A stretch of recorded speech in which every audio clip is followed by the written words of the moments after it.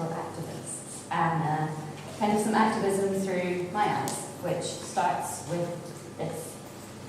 So I was 5 when Forrest Gump came out, and for a long time, if you'd have asked me about activism as a 5-year-old, I probably would have thought of scenes like this. So kind of 1960s, lots of flowing hair, free-loving people, and to me, that's what activism stood for. It was very much a community of people, it was everyone coming together, it was a movement and a revolution. So it's kind of summed up by quotes like this, very much about support and, like I say, bringing everyone together. And to give you a bit of context, I was growing up here at this time. You can zoom in as much as you want, you will still only see pretty much green. So I didn't really have any kind of community to fall back on if I had have wanted to do any kind of activism. But then I started to grow up, and suddenly I started to come across words like these.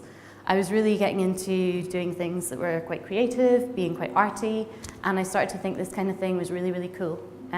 Maybe, okay, they've kind of lost a sense of community and they're very much going at it alone.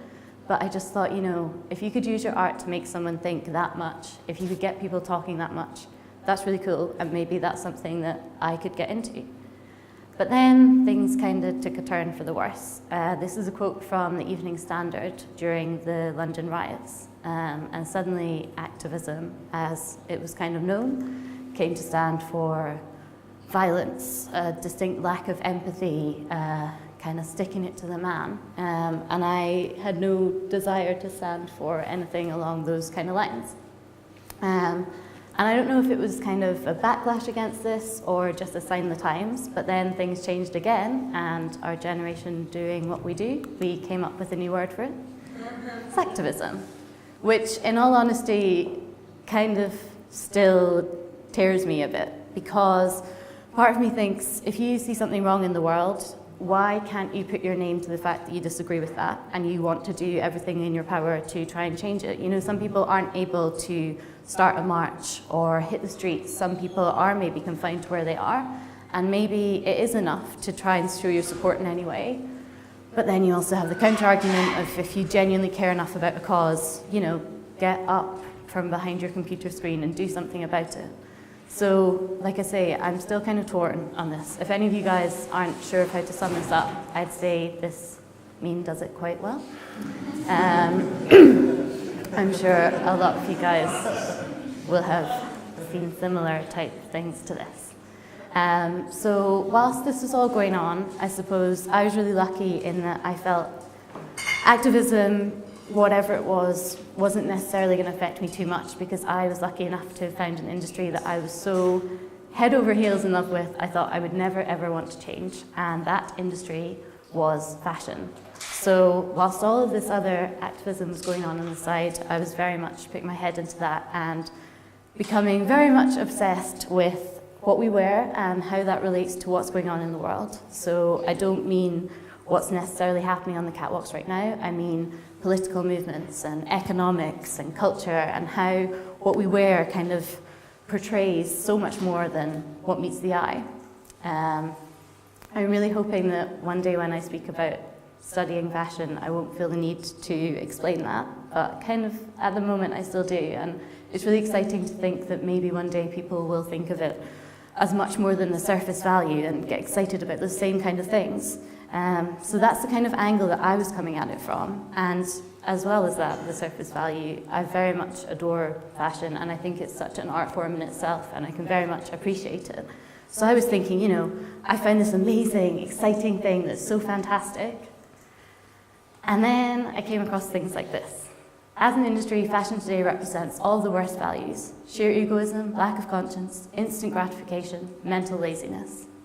And in all honesty, this is very much scratching the surface. We've got child labour, we have got young girls growing up with a totally warped idea of what their bodies should look like. We've got this kind of awful consumerist society that fashion is very much feeding into. I'm under no illusion that it is this fairy tale industry. It's incredibly flawed. This is a shot from a snakeskin factory, if any of you guys are interested in this dirty side of fashion. There's a writer called Lucy Segal, who I highly recommend. Her book is called To Die For.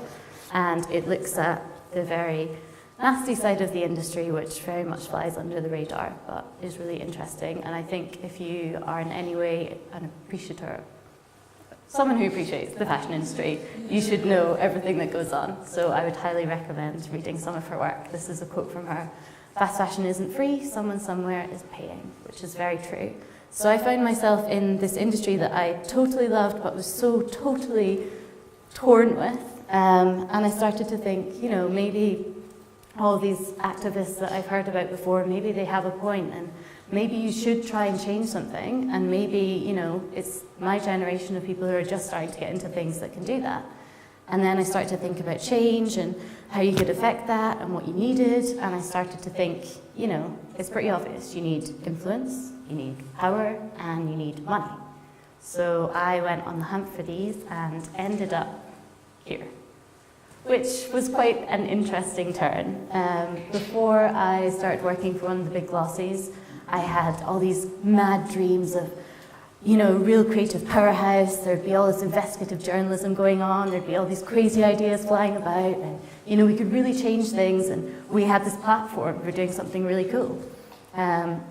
When I first moved to London to do this, I actually had a crazy idea of working my way up to editor and convincing the team to work for 11 issues a year, then taking them all up and moving them somewhere and doing some kind of cool project for the 12th month of the year. Obviously, the further I got into that, the more I realised that was very much a pipe dream. And I came across people like this, who basically blew open this horrible side of fashion, and in particular fashion journalism, where you're very much allowed one opinion, and if you shoot for any other opinion, good luck getting into any of the industry shows ever again. And I just thought, you know, this is not what I signed on for, this is not good enough. But in all honesty, I didn't really know how to do anything better. So I came back to Edinburgh and I worked for a fashion startup for a while. And again, I had kind of grand illusions of creating something amazing from scratch that really mattered to people. And it was a great kind of place to cut my teeth and learn about high growth and turnover and all these kinds of things. But that ended up being a large part of what was most important. You know, it was a lot about VCs and entrepreneurs being the next unicorn and IPO and this race to get there fastest, which, if that's your bag, then that's totally cool, but I very much came to realise that that is not what mattered to me. So eventually I decided I would have to take the leap and create something of my own that allowed me to bring all these wacky ideas together somehow, even though I didn't really know how. So they kind of culminated in this idea: what if a magazine could democratise creativity for good? So basically I wanted to take this seed that had been planted about everything that was wrong in the fashion industry and expand that to look at the creative industries as a whole, and work with such a broad spectrum of artists, so it didn't matter where you'd come from, it didn't matter if you had stepped into Vogue House in the past, it didn't matter who you knew or where you studied. If you were doing something cool creatively, I wanted to have a platform to showcase that. But then I wanted to take that a bit further as well, and do some kind of thing which gave back. Like I say, the seed was very much planted in the fashion industry and then grew from there. So that led us to where I am now. And it turns out a magazine can democratise creativity for good, but it needs a bit of backup. So now I am editor of Boom Saloon, which is our printed publication. It feeds into a series of social projects, Boom projects, and we also have the Boom Room, which is our creative studio. So that basically allows us to do all the cool, fun stuff that we do for ourselves, for other people, and get paid. The profits from that then feed directly into both of the other two. It took me a while to come up with a business model that made sense, and it's still kind of scary, especially when I speak to people who are very much in the VC unicorn frame of mind, because as soon as I tell them that 50% of our fees from the Boom Room go straight into Boom projects, they tend to look at me like I'm a bit crazy. And I think it was only when, you know, I took this idea and started speaking to other people about it that I started to realise that maybe we were kind of doing something a bit different, and maybe this whole idea that I'd had ages ago was kind of verging on a form of activism. And I suppose I didn't really realise until I was planning this talk, and I looked back at an interview I gave last year where I said, showcasing the importance of the arts and creative industries in a movement to utilise them for good, when I started speaking about our plans and what we were up to. And really, that was kind of the point where I started to realise, in this hunt for all these other types of activism and what it meant and what it stood for, maybe we'd kind of come full circle and become activists ourselves. So yeah, that is where we are at now. Issue 1 came out late last year. We are working on issue 2 at the moment, along with our first social project. So keep an eye out for that. What's really important to us is this idea of building a community and a movement. So I would love if you guys could be a part of that. I've also got some free copies of issue 1. So if anyone would like one, come up to me at the end. Have you some?